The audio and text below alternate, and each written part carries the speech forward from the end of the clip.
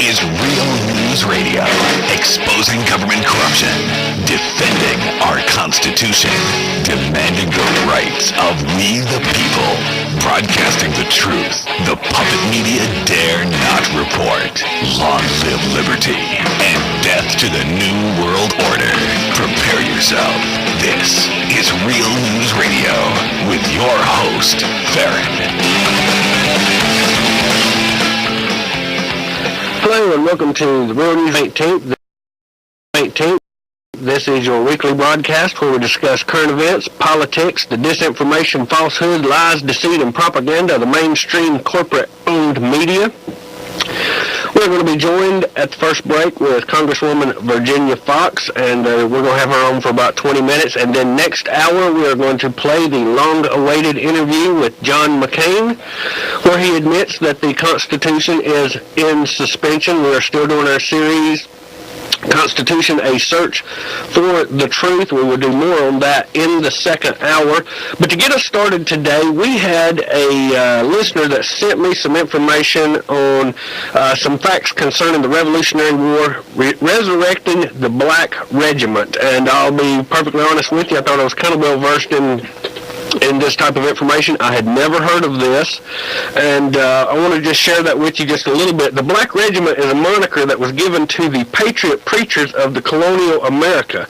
They were called the Black Regiment owing to the fact that so many of them had a propensity to wear long black robes in the pulpit. According to the historian and educator Reverend Wayne Sedlak, in the article, the Black Regiment led the fight in our war for independence. And the problem today is that in America, preachers have taken off the black robes and they have put on the yellow ones.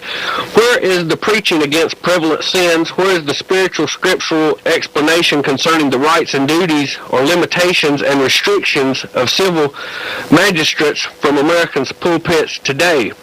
If there is a decay of conscience, the pulpit is responsible for it. If the public press lacks moral discrimination and pulpit is responsible for it. If the church is degenerate and worldly, the pulpit is responsible for it. If the world loses its interest in religion, the pulpit is responsible for it. If Satan rules in our halls of legislation, the pulpit is responsible for it. If our politics become so corrupt that the very foundation of our government are ready to fall away, the pulpit is responsible for it. Yes, indeed, it was a patriot pulpit that delivered America from bondage, and it is the timid pulpit on the part of those who do or should know that is helping to deliver America to the brink of destruction and judgment. If you'd like to find more information on the Black Regiment and the history of the preachers involved in the Revolutionary War, you can go to chuckbaldwinlive.com. This is from Pastor Baldwin. We interviewed him sometime back, and you can go to chuckbaldwinlive.com/Black Regiment, and he says that he has over 200 pastors and evangelists and other people that are involved in starting a modern-day Black Regiment. And the gentleman that sent me this said he had already joined, so it's something I'd not heard of, I wasn't aware of. You can go to his website. I wasn't aware of it, Brian. I don't know if you'd ever looked at it, but I wanted to share that with you today. And before we are joined by Virginia Foxx, we're going to recap just a little bit of the economic news of this past week. So go ahead and start with that, Brian. Several things coming out this week. Of course, mainstream media does cover a lot of things. It's just you have to read between the lines and look for it here. Associated Press, foreign demand for long-term U.S. securities fall. Foreign demand for long-term U.S. financial assets fell in July. China, the largest foreign holder of U.S. Treasuries securities, had boosted its holdings at $800 billion. For a lot of people always ask, how much does China actually own of U.S. debt? And right here, Associated Press says $800 billion. Russia, Japan, everyone, United Kingdom, decreasing their amount of U.S. debt for obvious reasons. 42 states lose jobs in August, up from 29 in July. Associated Press, 42 states lost jobs last month, up from 29 in July, with the biggest net payroll cuts coming in Texas, Michigan, Georgia, Ohio. Of course, Ben Bernanke said earlier this week the recovery is taking us out of recession, but of course, jobless recession, I just don't see us. No, their mouth says one thing, and then the news says another. And then, of course, anyone with common sense, those that's left with some here in America, can obviously see what's going on with our economy and where it has to be headed to. I was talking to a gentleman this morning before we went on the air, and we are poised for a very difficult winter, especially those that's in this area that do construction and kind of have to hit it during the summer and save a little bit for the winter because it's somewhat seasonal. We are poised for a very difficult economic time this fall, no matter what the lying press tries to manipulate the American people to believe. Gordon Brown urges EU to back new economic order. This was Thursday. Gordon Brown of the UK urged European leaders to back a plan for a new system of world economic government. And this is, I'm reading right out of the mainstream media, folks, London Guardian here.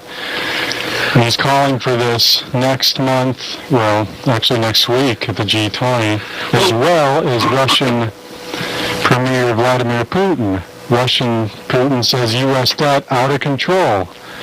Russia's Prime Minister Vladimir Putin on Friday said other currencies besides the dollar should be used as a global reserve to reduce the risk posed by swelling U.S. debt.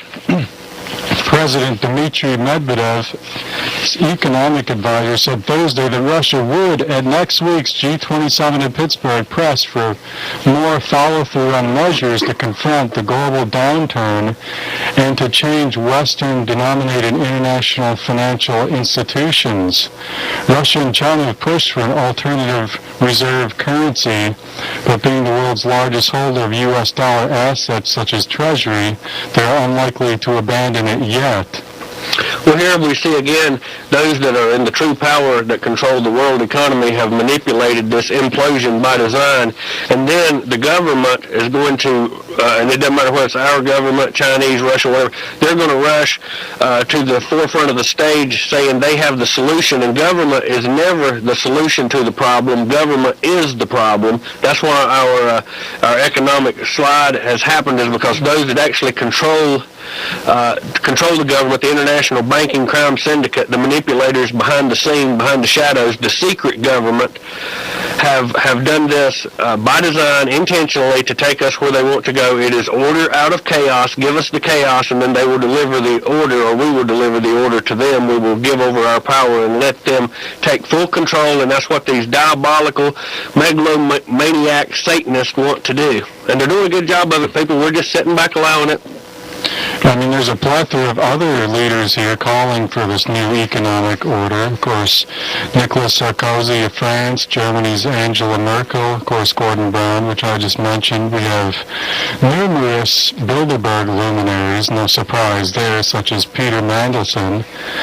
Kissinger, remember, he was on the stock exchange floor saying that Barack Obama had a great opportunity to fulfill the New World Order. And I mean, like we discussed briefly last night when we had Mike on, they're openly saying this, and they're openly doing it. And what strikes me is that the young people, the college students, don't seem to get involved and look into this. It's the older generation that comes out to the tea parties, at least our event, and unless the young people get energized and see that their future is being sold out and that they want to take their country back, then these very same criminals are going to continue to get by with it unchecked, because the press, the corporate-owned puppet media for darn sure is not going to do anything about it.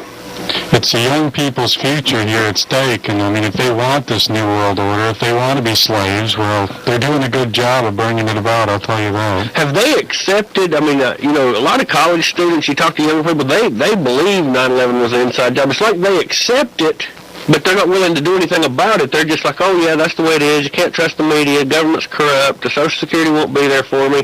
But they're not involved in a lot of the protests. I'm not going to say, that none of them were. If you look at the pictures from the 9/12 march, yeah, there were some young people there, but not out in force like we really need to have here in America. Enormous amount of just apathetic, lethargic behavior. Well, they have never in their lifetimes, and I'm one of these too, never really seen desperate hard times. Exactly.